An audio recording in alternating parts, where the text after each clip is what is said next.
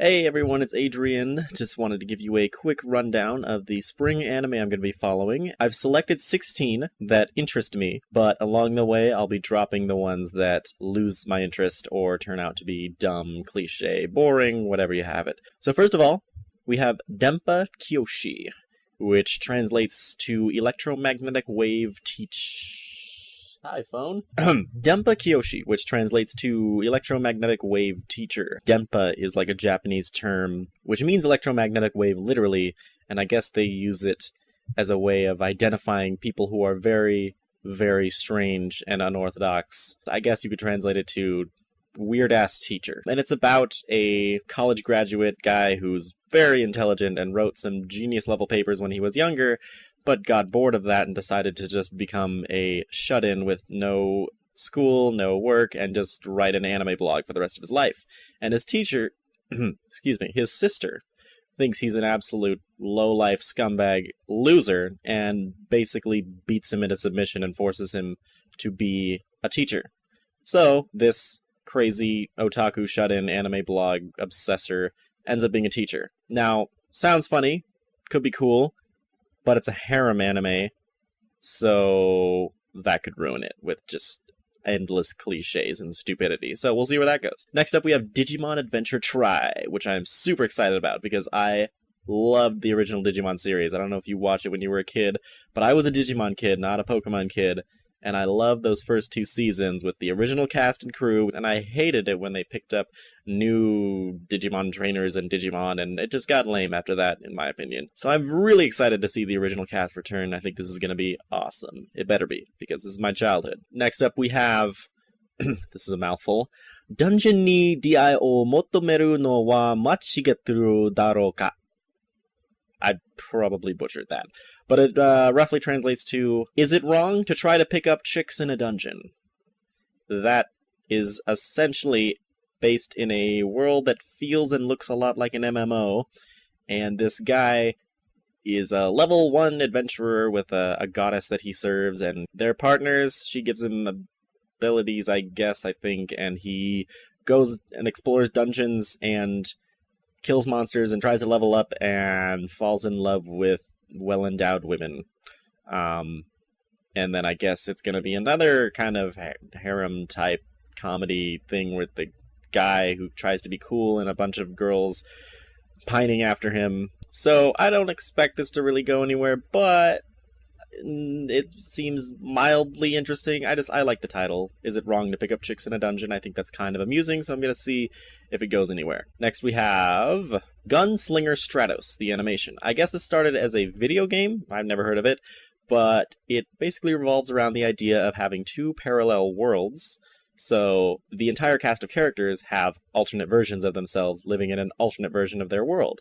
And they're all totally different, and there, of course, is going to be, I guess, some kind of way where the worlds end up merging, and the characters are going to meet their alternate selves, and I think that's cool. I love the idea of parallel worlds and seeing different versions of characters that are the same person, but completely different because of just small choices and changes and decisions that they made differently in the alternate universe. I think that's a fascinating concept, and has the potential to be really cool if they do it right. So, I hope they do it right. Next up, I've got Houkago no Pleiades. Originally, I just looked at the poster, and the girls all look like the girls from Madoka Magica, so I'm like, hey, I love Madoka Magica.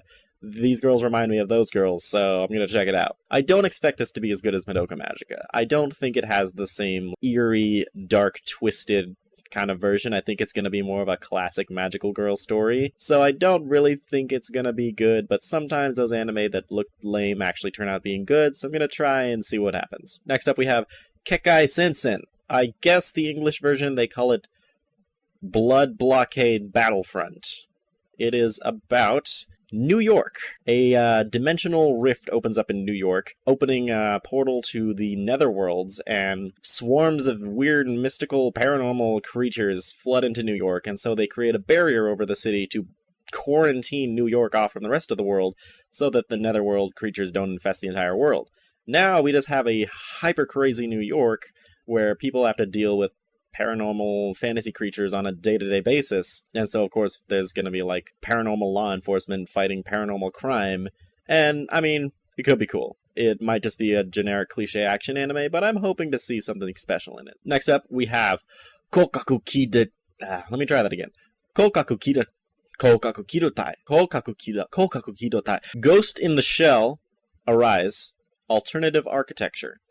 And now, Ghost in the Shell is one of those classic anime that, like, either everyone's seen or everyone's heard of. It's one of the two. Everyone knows the name. And I've actually never seen Ghost in the Shell. I'm a loser that way. So I've always wanted to pick it up, but I never really knew where to start. Now, from a little bit of research, I found out that Ghost in the Shell Arise is the same as Ghost in the Shell, but it's a retelling. There was Ghost in the Shell, then they made the movie Arise, which is like Ghost in the Shell version 2, retold a little bit of different, but still the same Ghost in the Shell story at its core. This anime is the same movie, Arise, but split into an anime form, episode by episode.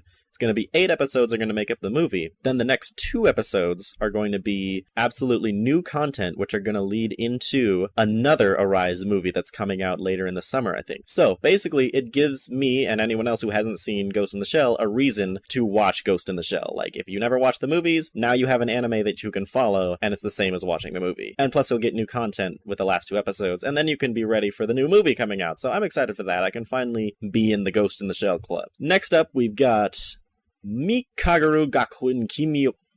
It basically translates to Mikagura School Suite, I guess. That's what they have on Wikipedia. Now, this is just a typical school life, slice of life anime, but the characters are all Vocaloids. And from my experience, anime that features Vocaloids tends to be pretty cool. At the very least, it's very colorful, very well animated, and has great music. I don't know, I'm gonna give it a chance and see if I like it. After that, we've got the Disappearance of Nagato Yuki-chan. Now this I'm pretty excited for, because I loved Haruhi Suzumiya.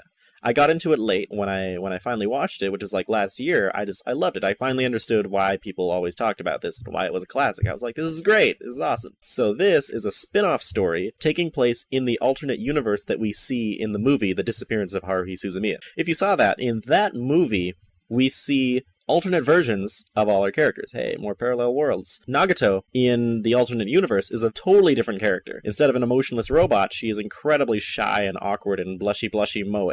Nagato now is the star character of the spin-off series, and we get to see her life in the alternate universe, of her being all cutesy and moe. So, especially if you're a fan of Nagato, you'll probably like this. And I'm just looking forward to it because I like Haruhi Suzumiya, and I'm hoping that the spin-off is good.